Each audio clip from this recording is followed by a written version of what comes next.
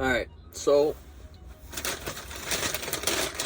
think I'm going to do more of these videos just because A, I think it's hilarious, but B, to actually show, like, yeah, we're actually gonna eat this hamburger, and it's got bacon in it and lettuce.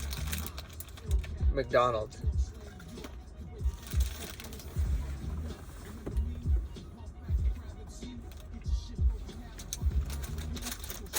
It's good.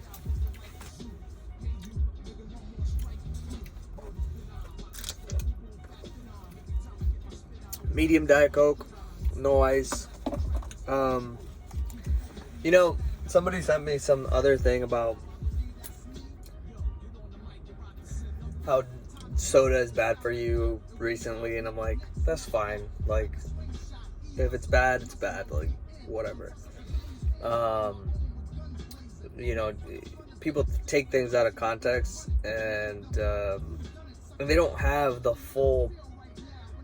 It's so easy to make something look good or bad by cherry picking information. So it's like, do I really want to do all the work required to go deeper into this one thing that is irrelevant to the grand scheme of things? And plus, in juxtaposition to what other things could I be doing? I could be getting drunk every night. A lot of people are. Diet soda, getting drunk every night. I could smoke cigarettes. I could smoke weed. I could get high all day. I could do drugs. I could be an asshole to people. I could be angry all day. You know, this is a very, like, this is serious. Like, people will act as if avoiding diet soda has a more positive impact on their health compared to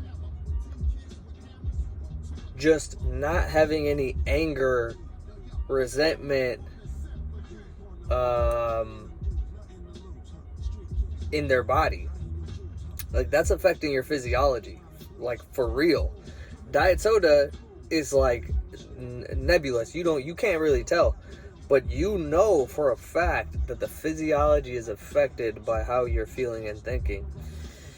So, you know, that's why equanimity is one of the 3 E's, is evenness of temper. Not only does, you know, the practical benefits, but also the physiological benefits. So, which is why I never really get too high, never really get too low.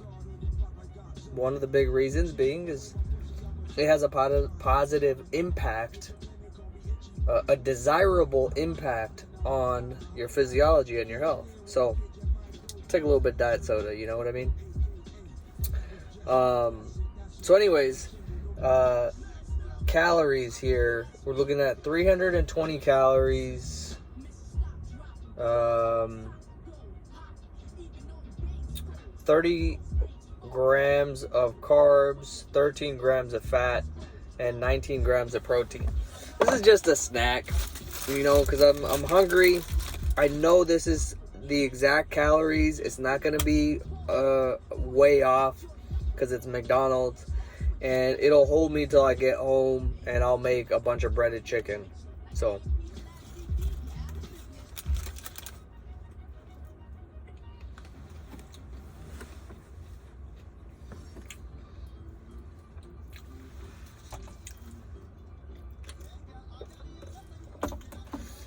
see, that's the thing I love about, like, McDonald's and stuff, because you always know what you're getting. And if you know how to use these things strategically, and you're using the 4 lenses, and you're using the food enjoyment matrix, now you got the keys to the kingdom. Like, it's not very difficult. I know that, you know, this is 30 grams of carbs, 13 grams of fat. Okay. So for me, this is a quadrant 2 food, right? The enjoyment is high. The calories are also a little bit more dense. So it's in that second quadrant, in the upper right quadrant. But since I know that and I know I need to hit my protein. The rest of the day, majority of the day, is actually quadrant 1. That lets me be able to do this without much of a problem. Being in quadrant 1 most of the time allows me to spend some time in quadrant 2, and it's not really a big deal. So in the mornings, literally every morning, I have a chocolate donut, and that's totally fine because I'm spending the rest of the day, majority of the day, in quadrant 1, right? So that's that.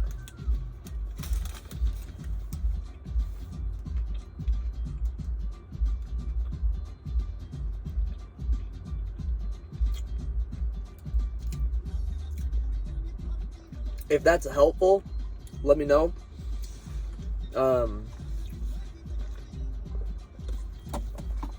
If not, whatever. But I'm gonna be sharing more of exactly my thought process, which is, the thought process is the key, not the actual thing I'm doing, because the thought process allows you to navigate literally any situation in life and still look the way you want, eat whatever you want. But if you don't have the thought process, then you're a slave to perfect circumstances, which don't exist.